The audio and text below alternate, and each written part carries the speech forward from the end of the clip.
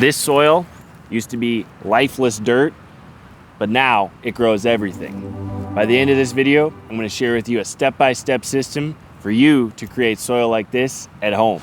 And if you would like to start making money from your land by growing vegetables, you should totally hit that subscribe button over here, because I post new videos every week about growing vegetables and making money by selling them. I'm Zach Buckle, and I'm a year-round veggie farmer in Cody, Wyoming. In the last 2 years, our farm has sold over $80,000 in vegetables on just a half an acre of land. So this is what my native soil looks like. Wyoming concrete bentonite clay. And we have been amending to a soil test on every plot of land on our farm for the last 3 years. We add specific amounts of calcium, phosphorus, nitrogen always, and a few other micronutrients exactly in the correct measurements according to a soil test. And the people that I was getting the test from told me that that should aerate the soil and eventually make it workable. And we've also been adding little bits of sand and peat moss and sometimes compost to try and make the physics better. While the results on actual crop yields has been really great for the most part, we've been getting great yields on the crops that are growing, it's not stopping some problems that are getting worse on my farm, and ultimately the system is not working as well as I'd hoped. And so we have a huge amount of thistle and bindweed in this greenhouse and in a lot of other parts on the farm that is just getting worse because we're not able to get in there with a weed hook and pull it regularly to get it to stop growing or suppress light from getting to it because the soil is so heavy clay. And the heavy clay also makes it difficult for us to transplant and use some of the tools necessary to make a farm like this work. So 3 years ago, right around the same time we started doing the soil testing on the farm, we also started a no-dig garden bed just to grow food for my family. And this is what you're looking at right here. So basically what this is cardboard laid on the bottom layer, and then 6 inches of compost in our growing beds, which is what you see here, 6 inches of wood chips in the pathways, which is what you see here. And the results were incredible the first year. We grew truckloads of food right away in that fertile compost and got almost exactly the same results as what I was doing on the farm.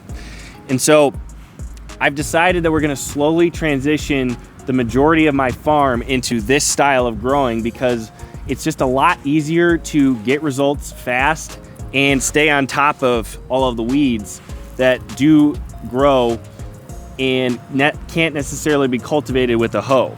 So it's just a lot simpler to get the end result of what we're looking for, which is basically high yields of vegetables, and maintain it without having to be on our hands and knees for hours at a time with a weed hook to try and stay on top of weeds like this grass. I can literally just take this grass and pull it by hand and it's gone, as opposed to where on my farm I would need to use a special tool, elbow my way in there with a weed hook and level it out. So it's just a lot easier because the physics are already there and the fertility is almost perfect right away. And it does get better over time, but the first year you're still getting incredibly good results. Whereas with the soil testing method, it takes a good 3 to 5 years to get really, really good results with that. And it doesn't necessarily solve your physics problem, which if you've ever grown in clay soil, you should know what I'm talking about. It's really hard. And the key to making this style of growing work is high quality compost, not just any old compost. So you need to do your research and buy compost at the beginning from somebody who's a professional at making it, because you're gonna need a lot. It's pretty difficult to produce enough compost on your property unless you happen to have a lot of animals and you're already like a cattle operation or something, then you could do it. But if you don't, and you just take manure from your neighbor that you don't know, you could end up with herbicide contaminated compost, which you will not be able to grow things like tomatoes, potatoes, green beans, and legumes for years in that material, because that herbicide will last for a very long time. The main herbicides to be aware of with this are Milestone and Grazon, because they're commonly sprayed on hay, which is what a lot of animals eat, and that herbicide lasts in that manure for a long time. Other herbicides are less of an issue, but you really want to avoid anything that has sprayed herbicide on it anyway. So we buy our compost from a really great producer nearby up in Billings, Montana. It's called Agro Organics. If you are local to Cody, I will put a link to his operation in the description, because his material is great. And that is what you see here.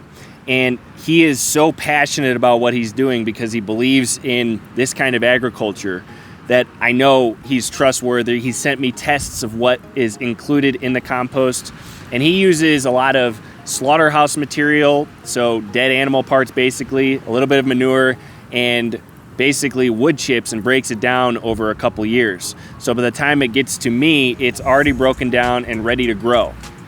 And you want to try and get this at a decent price. For me, a decent bulk price is $60 per yard.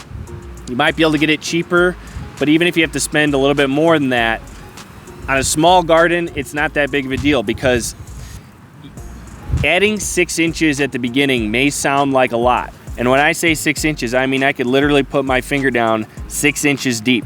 The ground's a little bit frozen right now, so I actually can't do it all the way right now, but there is 6 inches of material from the ground, native soil, to the surface of this growing material.